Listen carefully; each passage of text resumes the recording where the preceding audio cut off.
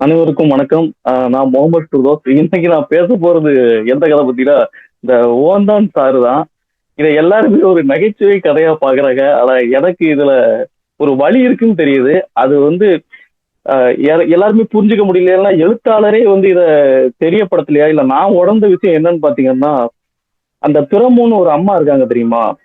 அவங்களுக்கு இது நம்ம எல்லாருமே நகைச்சுவையா பார்த்தாலுமே, அவங்கள்ட்ட உள்ள பெரிய பிரச்சனை என்னன்னா தனிமை. அவங்க தனிமையிலேயே இருக்காங்க. அவங்கள்ட்ட மூட்டு வலியை விட பெரிய பிரச்சனை என்னன்னா, பேசுறதுக்கு துணை இல்ல, ஆள் இல்ல. அவங்க யாரையோ கூப்பிடுறாங்க. இந்த மூட்டு வலிங்கிற ஒரு காரணத்தை வச்சு எல்லார்ட்டையுமே பேசிக்கிட்டு இருக்காங்க. யார் யாரெல்லாம் பாக்குறாங்களோ அவங்க எல்லாம் பேசிக்கிட்டு இருக்காங்க. யாராவது ஒரு ஆளு மத பிரச்சாரம் பண்ண வந்தா கூட காலையில வந்து அவங்கள சாயந்தரம் விடுறாங்கன்னா, அப்ப தனிமைங்கிறது எவ்வளவு பெரிய பிரச்சனையா இருக்குன்னு யோசிச்சு பாருங்க. வேலைக்கு எல்லாருமே போயிடுறாங்க. கணவரும் ஏதாவது ஒரு வேலையை பார்த்துடுறாங்க.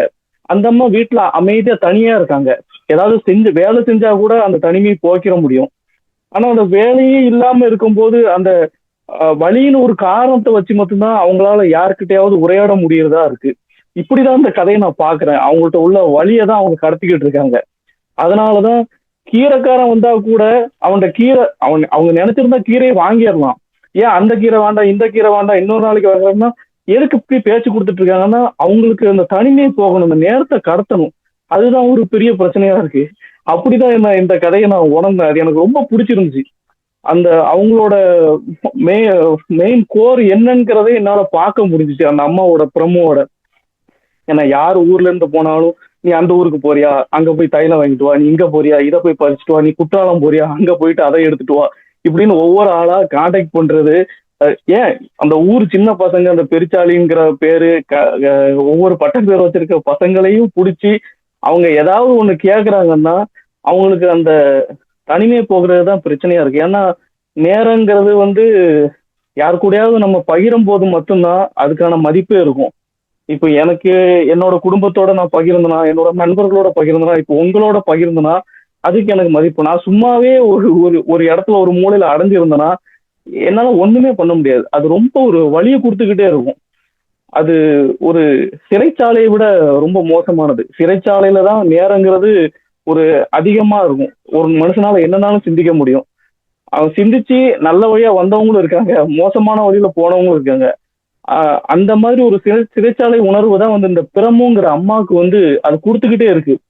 அதனாலதான் அவங்க வந்து இந்த இந்த விளைவை போக்குறதுக்காக அவங்க வேற ஏதாவது விளைவு மேல கவனம் செலுத்திக்கிட்டே இருக்காங்க. இந்த வழிங்கிற ஒரு காரணத்தை வச்சு வச்சு இவங்களே மாதிரி ஆட்கள் எல்லாம் வந்து குடும்பத்துல உள்ளவங்க கவனிக்கணும், பேச்சு கொடுக்கணும். ஆஹ் குடும்பத்துக்காக உழைச்சவங்கள கடைசியா அவங்கள்ட்ட நம்ம பேசுறதுக்கு கூட ஒரு மதிப்பு கொடுக்காம இருக்கிறது தான் இருக்கிறதுலே ஒரு கொடுமையா பாக்குறேன். இது எனக்கு நகைச்சுவையா பட்டதை விட இது ஒரு வழி மிகுந்ததா தான் பட்டுருச்சு. அப்படிதான் எழுத்தாளர் முனிஸ் இத எழுதியிருக்கிறாரா என்னன்னு தெரியல. ஆனா இது கடத்தப்பட்ட விஷயம் நகைச்சுவையா கடத்தப்பட்டிருக்கு. ஆனா இத வேற கண்ணோட்டத்துல பார்த்தனா இது ரொம்ப பெயினிங்கா இருக்கும். என்னடா இப்படி இருக்கடா வாழ்க்கை. கடைசி காலகட்டத்துல யாரு கூடயுமே நம்மளால நேரம் செலவழிக்க முடியல. நம்ம கணவரும் நம்மளை விட்டுட்டு வேற எங்கேயோ ஒரு விசேஷத்துக்கு கூட நம்மளை கூட்டு போக மாட்டிருக்காரு. ஒரு முட்டு வலிக்காரிங்கிற மாதிரி உட்கார வச்சுக்கிட்டு அவங்க பாட்டுக்கு போயிடுறாங்க. கடைசியா வேற என்ன பண்ணுங்க. அதாவது ஒருத்தன் வாழணும் முடிவு பண்ணிட்டனா எப்படி மோசமான சூழலா இருந்தாலும் முயற்சி பண்ணி வாழ்ந்துருவான். ஆனா சாகணும்னு முடிவு பண்ணிட்டனா அவனை எவ்வளவு நல்ல சூழலை வச்சிருந்தாலுமே தப்பான முடிவு எடுப்பாங்க. அப்படிதான் இந்த அம்மா வந்து ஓந்தான் சாரு அதை எடுத்து அந்த அம்மாவுக்கு 40 வயசுக்கு மேல ஒரு பேரம் பேத்தியே பார்த்துட்டாங்க. அந்த அம்மாவுக்கு தெரியாதா இதை குடிச்சா நம்ம நல்லா இருப்போமா இருக்க மாட்டோமா, இது வயிற்றுக்கு ஒத்துக்கிடுமா ஒத்துக்கிடாதாங்கிறது. ஏன்னா அவங்களுக்கு முடியல. கடைசி வரைக்கும் நம்ம கூட யாருமே வந்து பேச்சு துணைக்கு இல்லை, நம்ம கூட உறவாட யாருமே இல்லை. அந்த அந்த நேரத்தை கடத்த முடியல அப்படிங்கிற ஒரு பெயின் அது கொடுத்துக்கிட்டே இருக்கிறத தான் நான் அந்த கதையில பார்த்துக்கிட்டே இருந்தேன். கடைசி வரைக்கும் அதுதான் அது கடத்தப்பட்டுக்கிட்டே இருந்துச்சு. அதனால எனக்கு இந்த ஓந்தான் சாரு கதை வந்து ரொம்ப பிடிச்சிருந்துச்சு. ஏன்னா சமூகத்துல சாதி ஏற்றத்தாழ்வு இதெல்லாம் நடந்துகிட்டே இருக்கு. இது பூராமே வந்து புற விளைவு. இதை நம்மளால ஒண்ணுமே பண்ண முடியாது. ஆனா அந்த தனிமைங்கிறது நம்ம சம்மந்தப்பட்டது அக விளைவு. இதை நம்ம தான் ஏதாவது பண்ணியாகணும். நம்ம புற விளைவு மாத்திரா இருந்தனா நம்ம பண்புணங்கள் நம்ம செயல்களை வச்சு நம்ம மாத்திக்கலாம். அப்படியே மாத்த முடியாட்டாலும் அது விளைவு. அதை ஒண்ணுமே பண்ண முடியாதுதான். ஆனா அந்த தனிமைங்கிறது நம்ம சம்பந்தப்பட்டது. அதுக்கு நம்ம முயற்சி எடுத்துக்கிட்டே இருக்கணும். அப்படிங்கிறது இந்த கதை உணர்த்துறதா நான் நினைக்கிறேன். அவ்வளவுதான். நன்றி. Bye.